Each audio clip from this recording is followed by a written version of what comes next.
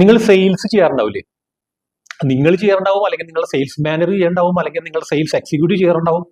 എന്തായാലും സെയിൽസ് ഇല്ലാതെ ബിസിനസ് ഇല്ല. അപ്പൊ ഈ സെയിൽസ് ചെയ്യാൻ പോണ സമയത്ത് ഒരുപാട് ഒബ്ജക്ഷൻസ് വരുമല്ലോ, സംശയമില്ലല്ലോ. അപ്പൊ നമ്മൾ പറയുന്നത് മുഴുവൻ ആളുകൾ ഉൾക്കൊള്ളാനും എല്ലാവരും ഈ പ്രോഡക്റ്റോ സർവീസോ വാങ്ങിച്ചോളുന്നില്ലല്ലോ. അങ്ങനെ വരാവുന്ന ഒബ്ജക്ഷനിൽ ഏറ്റവും പ്രധാനമായിട്ട് വരുന്ന ഒരു 3 ഒബ്ജക്ഷൻസും അത് എങ്ങനെ ഓവർകം ചെയ്യാമെന്നാണ് നമ്മൾ ഈ വീഡിയോയിൽ പറയാൻ വേണ്ടി പോകുന്നത്. ഒന്നാമത്തെ കാര്യം, ഇറ്റ് ഇസ് ടു എക്സ്പെൻസീവ്. നിങ്ങളുടെ പ്രോഡക്റ്റ് ഭയങ്കര വിലയാണ്, അല്ലെങ്കിൽ നിങ്ങളുടെ സർവീസിന് ഭയങ്കര വിലയാന്ന് പറയുന്ന ആൾക്കാരുണ്ട്. അങ്ങനെ കേൾക്കാത്തൊരാരും ഉണ്ടാവില്ല. അത് കേട്ട് കഴിഞ്ഞാൽ അപ്പം തന്നെ നമ്മൾ മനസ്സിലാക്കുക ആക്ച്വലി ഇതിന്റെ വാല്യൂ അവർക്ക് മനസ്സിലായിട്ടില്ല എന്നാണ് ആലോചിക്കേണ്ടത്. അപ്പൊ നിങ്ങൾ എന്ത് ചെയ്യണം, നിങ്ങളുടെ പ്രോഡക്റ്റിന്റെ കൃത്യമായിട്ടുള്ള വാല്യൂ നിങ്ങളൊന്ന് കാണിച്ചു കൊടുക്കണം. ഹൈ എൻഡ് ആയിട്ടുള്ള പ്രീമിയം പ്രോഡക്റ്റുമായിട്ട് കമ്പയർ ചെയ്തിട്ട് അതിന്റെ വാല്യൂ ഒന്ന് പറഞ്ഞ് മനസ്സിലാക്കി കൊടുക്കണം.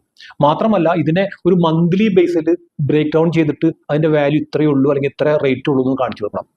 മാത്രമല്ല നമ്മുടെ പ്രോഡക്റ്റ് വാങ്ങിക്കുന്ന സമയത്ത് അവർക്ക് എന്ത് വാല്യൂ ആണ് അവർക്ക് കിട്ടുക എന്നുള്ളത് കൃത്യമായിട്ട് അവരെ ഒന്നുകൂടി ബോധിപ്പിക്കണം. ഇവിടെയാണ് നമുക്ക് ഈ ഒരു കാര്യത്തെ കവർ ചെയ്യാൻ വേണ്ടി പറ്റുള്ളൂ. രണ്ടാമത്, I need to think about it. ഞാനൊന്ന് ആലോചിക്കട്ടെ. ഇങ്ങനെ ഞാനൊന്ന് ആലോചിക്കട്ടെ എന്ന് പറഞ്ഞു പോയ ഒരാളും ആലോചിച്ചിട്ട് തിരിച്ചു വരില്ല, ഉറപ്പാ.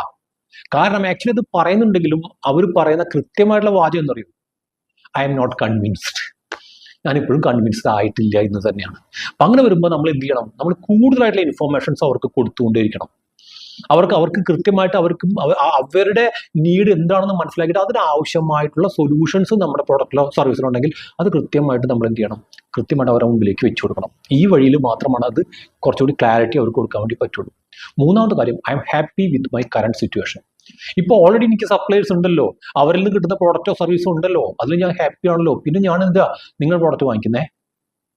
അവിടെയാണ് നിങ്ങളുടെ USP അല്ലെങ്കിൽ യുണീക്ക് സെല്ലിംഗ് പ്രൊപ്പോസിഷൻ എന്ന് പറയുന്ന ഒരു കാര്യം. അതായത് മറ്റുള്ളവരുടെ പ്രോഡക്റ്റിൽ നിന്ന് നിങ്ങളുടെ പ്രോഡക്റ്റ് എന്താണ് വ്യത്യാസം എന്ന് വ്യക്തമായിട്ട് നമുക്ക് കാണിച്ചു കൊടുക്കാൻ വേണ്ടി പറ്റണം. മാത്രമല്ല നമുക്ക് സോഷ്യൽ പ്രൂഫ് അവതരിപ്പിക്കാൻ വേണ്ടി പറ്റും. അതായത് ഇതേപോലെ വേറെ പ്രോഡക്റ്റ് വാങ്ങിച്ചിരുന്ന ആൾക്കാർ നമ്മുടെ പ്രോഡക്റ്റ് വാങ്ങിച്ചപ്പോൾ അവർക്കുണ്ടായിട്ടുള്ള നേട്ടവും അവരതിന് ശേഷം അവർക്കുണ്ടായിട്ടുള്ള പൊസിഷനും കംപ്ലീറ്റ് നമുക്ക് അവർക്ക് കാണിച്ചു കൊടുക്കാൻ വേണ്ടി പറ്റും. ഈ രീതിയിലാണ് നമുക്കത് കൺവിൻസ് ചെയ്യാൻ വേണ്ടി പറ്റുള്ളൂ. ഓക്കെ, ഈ വീഡിയോ കണ്ടുകൊണ്ടിരിക്കുന്ന ഒരുപാട് പേര് പുതുതായിട്ട് ബിസിനസ്സിലേക്ക് സ്റ്റാർട്ട് ചെയ്യുന്ന ആൾക്കാരാണ്. അവർക്ക് ആവശ്യമായിട്ടുള്ള എല്ലാ സപ്പോർട്ടും നമുക്ക് ചെയ്യാൻ വേണ്ടി പറ്റും.